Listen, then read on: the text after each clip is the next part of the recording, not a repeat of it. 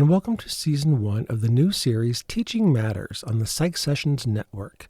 This series is co-hosted by Dr. Rob McEntarffer, who serves as an assessment specialist for the Lincoln Public School System in Lincoln, Nebraska, and me, Eric Landrum, your humble podcast servant from Boise State University and co-founder of PsychSessions. Rob and I, we had a blast recording these chats, 12 episodes in all in Season 1, including this brief introductory episode. Episodes 2 through 12 range in length from 16 minutes to 35 minutes each. So they are meant to be bite-sized, suitable for binge listening if you wish. Oh, we ramble quite a bit, and at times you might laugh with us or laugh at us.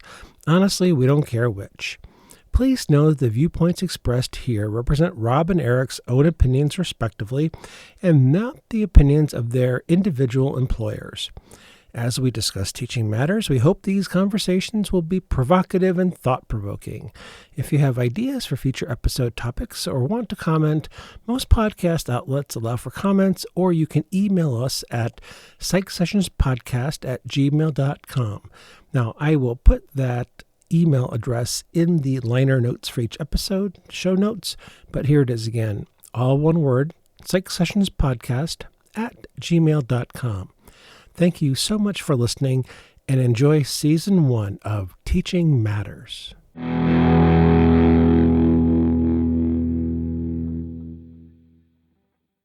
How are you? I'm doing fine. I really am. It's a stressful time for everybody. We got to do a survey out of our department, and our staff in our district overwhelmingly want a vaccine. All right.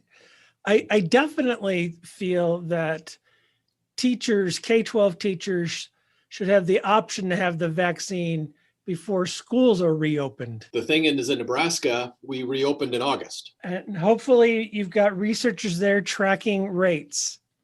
It's fascinating, Eric. If you would have asked me in July and early August, I was really worried about the decisions that my district was making.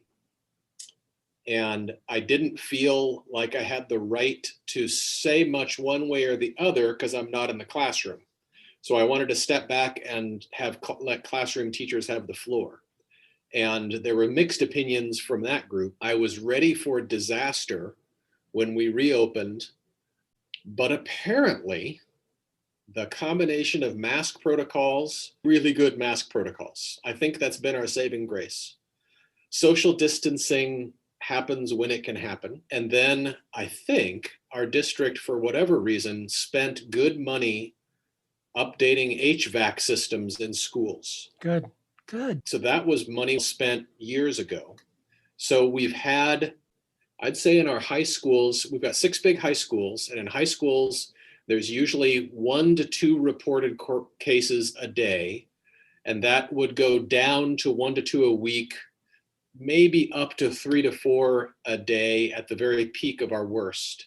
And then as far as staff goes, I'd say that ranged from 1 every 2 weeks to maybe 3 to 5 a week.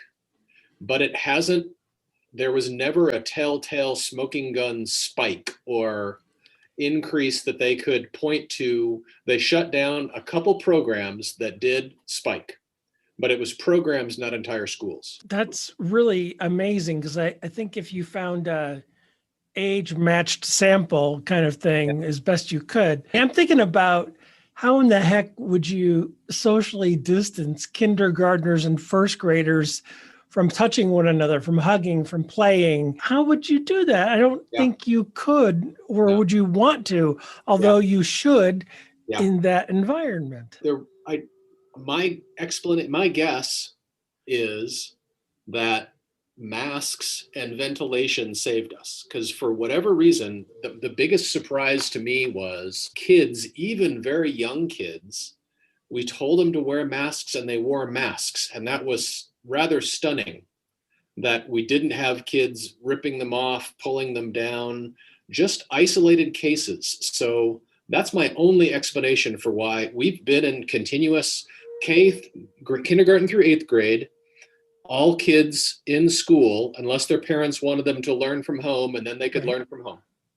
High school, they did a half and half model where you went to school half the week and the other group came in the other half a week just to reduce crowding. But those plans have been in place since August, and we haven't had to shut an entire school down. Wow, what a success story. And I was talking with my wife about this maybe a couple of months ago, and we wondered, would the grade schools have to do things like get Spider-Man masks or Right. really cool cartoon Marvel universe or DC comic universe?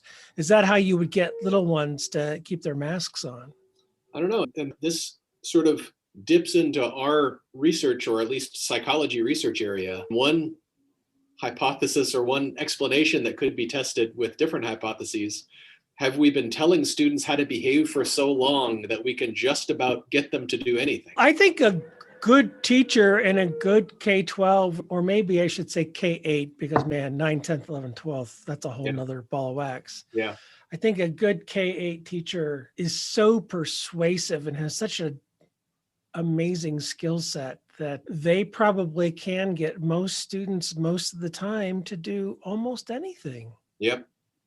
We get to track in-person students versus, we call them Zoom students, Zoomers and Roomers. So we get to track Zoom students and kids who are in the room. Good. I'm sorry. I just need to bask in that for just a moment. Zoomers versus Roomers. Yeah. That is good. And it varied a little bit by school and a little bit by grade, but not as much as you would think. So our range of students who were Zooming in exclusively for instruction, I'd say the low part of the range was about 15%, top part of the range was pushing 30%, depending on what our community numbers were. And now we're down to a low, it might get below 15% here pretty soon. I know at the college level, we always have these peer institutions that we do our comparisons of graduation rates and things like that. Does Lincoln as a city have a peer school district that could give you some interesting comparisons? No, we should, but I think we don't necessarily do that because we tend to look within the state first, because if you looked outside of the state, there'd be a lot of variables that would cause contextual differences. But within the state, and this is probably true in Idaho too, we're practically, according to Nebraska, we're pretty much an urban district, but but very few places in the country would we be an urban district. So that's a long way of saying we don't think we have a comparable within our state other than Omaha, but they're a lot bigger than us. What's the size of Lincoln proper? The city is about 300,000 people. The school district is 40,000 kids. I would think in the Midwest, we could find a city of 300,000. Now, it may not be the same proportion of corn and soybean production, but if you come up a little bit from the 3,000 foot view to the 15,000 foot view, I bet you could find something. And I'm not even sure it'd be a meaningful comparison. I guess what I'm thinking is that what it sounds like you're describing to me is something to be complimented and celebrated. And it would just be from a curious, geeky researcher type standpoint to have a non-equivalent control group and be able to look at how are you doing compared to others? Because I don't think we think about the ventilation systems. Mm-hmm. I don't think we think about an investment in HVAC. Of course, we think about social distancing. We think about masks. We've been thinking about hand washing, but not the HVAC. And I think that might be part of that story might be a fortunate historical accident. Our buildings, many of them were old enough that they had to do asbestos abatement. And when you do asbestos abatement, you probably are going to do HVAC update anyway. So there you go.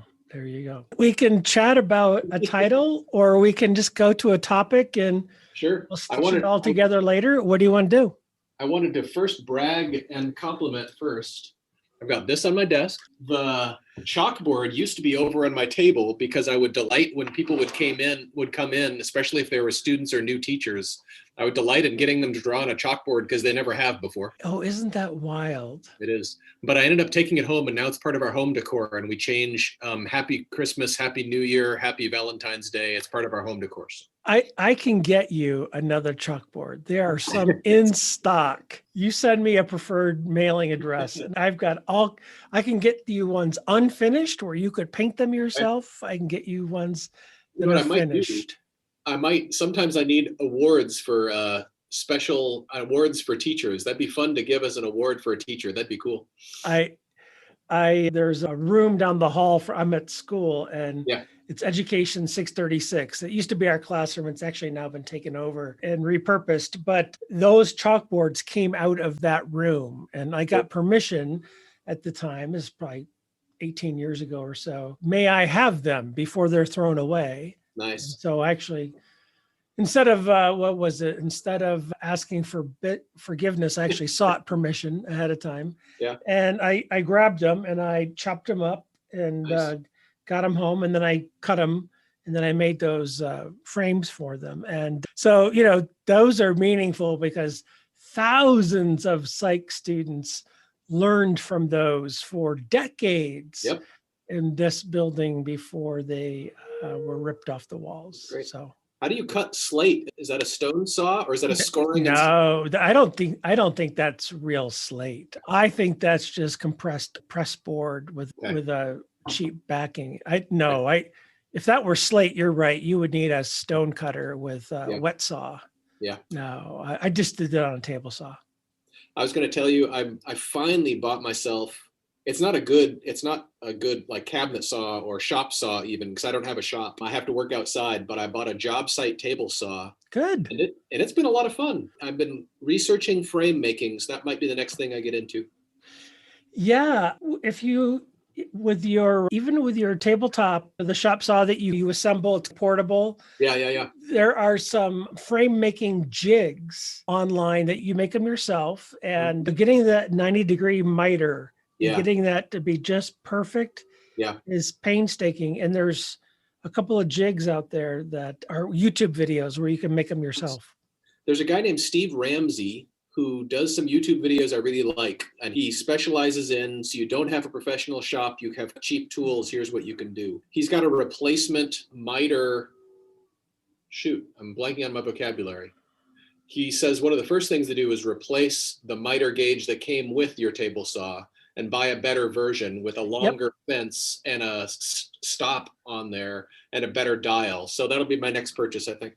Yeah. And that the way to do it is how you're describing it. You just do it a little bit at a time. You don't go out and buy $10,000 worth of tools. You almost buy them based on the project that you're working on. You need to do something and you need X. So you go out and you buy a chop saw. Right. And then a year later, I really want to do something. Okay, I'm going to buy a scroll saw. All right. Then I'm going to buy a bandsaw 2 years later. And then watch out, 20 years later, you've got a shop with $25,000 worth of tools in it. It's been useful because my 15-year-old was getting pretty damn bored.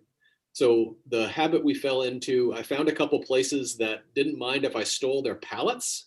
So the pallets, and his job was to tear them apart, which kept him busy for days because they're really hard to get apart. They're shot together. The ones that I got, I didn't know, but were shot together with twisted nails that had adhesive on them.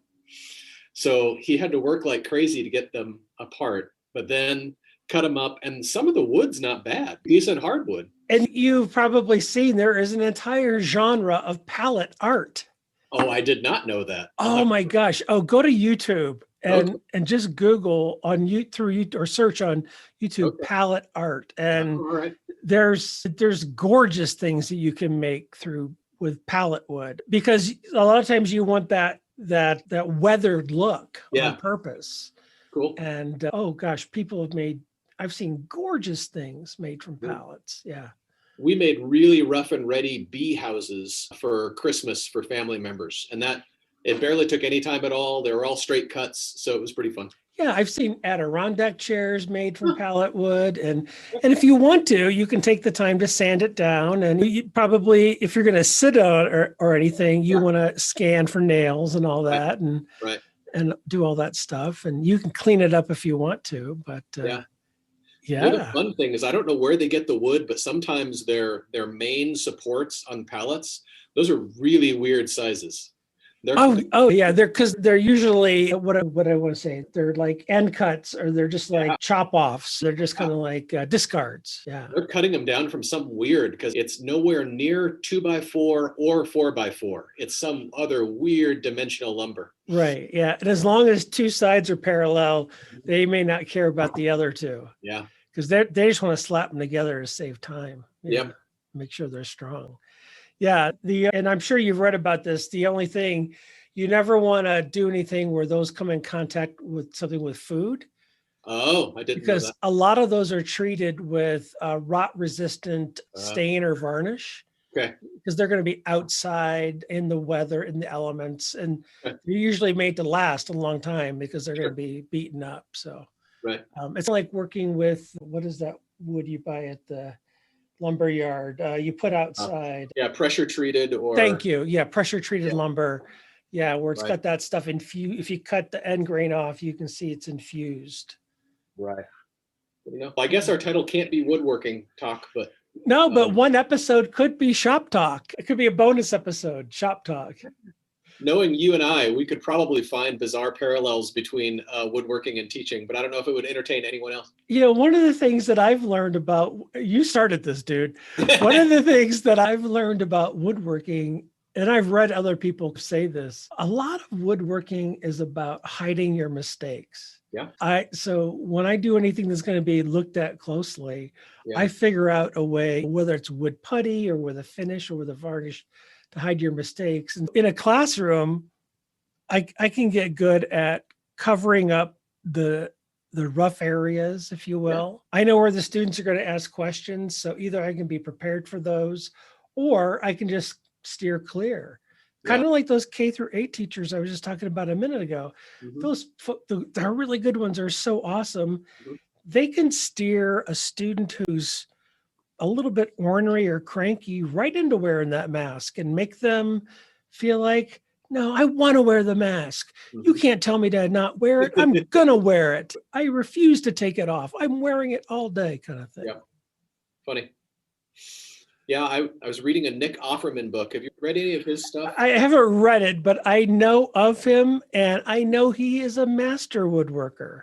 His books are pretty fun. So if anybody, next time somebody needs to get you a gift, have them buy you a Nick Offerman book. I think you would like it. All right. In his book, he recommended, it was a woodworking with hand tools book or something like that. So I checked it out of the library, and I was thinking of parallels as I was reading that between, so your shop and then my shop and then hand tools. And there's probably parallels that we could find in people's classrooms as far as technology integration and advantages and disadvantages of technology integration. There's a heck of a lot of advantages, but there might be some advantages of pretty old school Luddite classrooms that we may not be as aware of or may have forgotten, that may not get talked about very much. Absolutely. And maybe we could start with, do you think you could describe a term that you just used? What's a library? What is that thing you just described? No, it's okay. Sorry. No good. No, we can go. How many people still have one of those in their wallet? What would you ballpark the percentage? Less than 20%. Yeah, I bet that's probably about right. And before you go there, I'm not so sure that's a bad thing. And let me say why. I don't have a library card to the public libraries in Boise. I'm told they're delightful. One of the cool things our library did in Boise when they remodeled a number of years ago, they added an exclamation point to the end of their signage outside, which is really awesome. But instead of going to my local public library, I tend to order it off of Amazon. Yeah. So I do have a vast library of books at home and at school, and I am a lover of books. Yeah. I just don't tend to go to the library for them. Yeah. So I'm fortunate and I'm privileged in that way. Our city still has strong public libraries, thank goodness, but I don't know the statistics about whether their usage is up or down. It was up far enough that it was a big deal during the pandemic that they went to the librarians shifted gears and went to curbside delivery. So you could go on the library and put on hold anything you wanted. They would bring it out to your car. And I know that was really well used. So the usage must still be at a fairly high level in our city. And I totally support libraries. I'm not saying I don't think they're, but I can not be a user of it, but be fully supportive of it and be fully willing to support it through my taxes as well.